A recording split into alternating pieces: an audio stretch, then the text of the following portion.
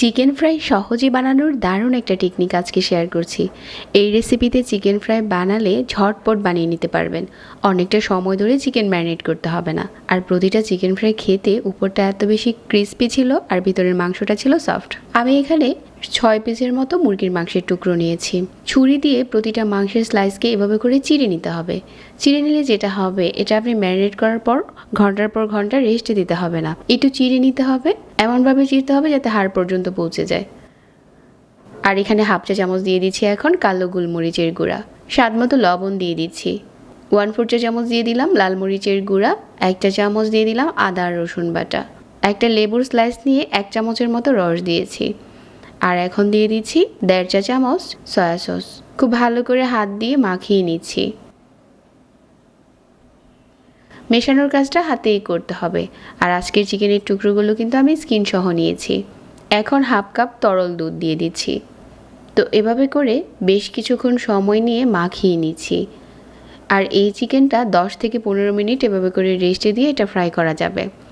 একটু ঢেকে রেখে দিচ্ছি 10-15 মিনিটের মতো। মুরগির মাংসটা রেস্টে দেওয়ার পর ক্রিস্পি চিকেন ফ্রাইয়ের জন্য ময়দা নিয়ে নিচ্ছি। এখানে আমি 2 কাপের মতো ময়দা দিচ্ছি। সাথে দিয়ে দিচ্ছি 1 চা চামচ লবণ। আর দিয়ে দিচ্ছি 1/4 চা চামচ গোলমরিচের গুঁড়া।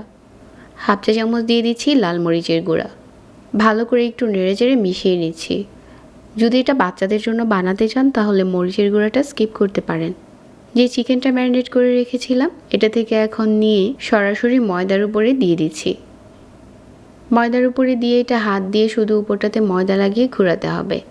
এটা যত ভালো করে ঘোরাবেন উপরটা তত বেশি ক্রিস্পি হবে। প্রথম এরকম একটু করে চেপে চেপে লাগিয়ে নিতে হবে। এভাবে চেপে চেপে লাগিয়ে নিয়েছি। আর এখন এক্সট্রা যে ময়দাটা আছে এটা ঝেড়ে ফেলে দিচ্ছি। আর এই টুকরোটাকে পানিতে ডুবিয়ে দিচ্ছি মাত্র কয়েক সেকেন্ডের জন্য। এখন আবারও পানি থেকে উঠিয়ে ময়দাতে সেমভাবে গড়িয়ে নিচ্ছি। এভাবে করে যদি ডবল কোট করেন উপরটা অনেক বেশি ক্রিস্পি হবে। আপনি চাইলে একবার গড়িয়েও এটাকে ফ্রাই করতে পারেন, তবে 2বার যদি এভাবে করে গড়িয়ে নেওয়া হয় তাহলে উপরটা অনেক বেশি ক্রিস্পি হয়। আর এটা দেখেই বোঝা যাবে যে উপরটা কত ক্রিস্পি হবে। এই পর্যায়ে চাইলে কিন্তু আপনারা ডিপ ফ্রিজে সংরক্ষণ করতে পারেন। যখন দরকার শুধু ভেজে দিলে হয়ে যাবে। একটা জিপলক ব্যাগে ভরে রেখে দিতে পারেন। তবে আজকে চিকেনগুলো আমি ফ্রাই করে দেখাচ্ছি। মিডিয়াম আঁচে তেল গরম করে গরম তেলের উপরে দিয়ে দিলাম। আর ছাড়ার পর চুলার আঁচ একদম কমিয়ে দিতে হবে, কারণ ভিতর থেকে যাতে মাংসটা খুব ভালো করে ফ্রাই হয়। মিডিয়াম আঁচে ভাজতে হবে, তা না হলে উপরে ময়দার যে কোটটা আছে ওটা খুব তাড়াতাড়ি কালার চলে আসবে, ভিতর থেকে কুক হবে না। এই জন্য চুলার আঁচ কমিয়ে সময় নিয়ে ভাজতে হবে। বেশ কিছুক্ষণ সময় নিয়ে ভেজে নেওয়ার পর এগুলো দেখেই বোঝা যাচ্ছে যে উপরটা খুব ভালো ফ্রাই হয়েছে। আর আমি যেহেতু চিকেনের টুকরোগুলো চিড়ে দিয়েছিলাম এর কারণে কিন্তু এটা খুব তাড়াতাড়ি ফ্রাই হয়ে যাবে। এই টেকনিকে বানিয়ে দেখতে পারেন। উপরটা অনেক ক্রিস্পি হয়েছে আর সেই সাথে দারুণ একটা কালারও এসেছে।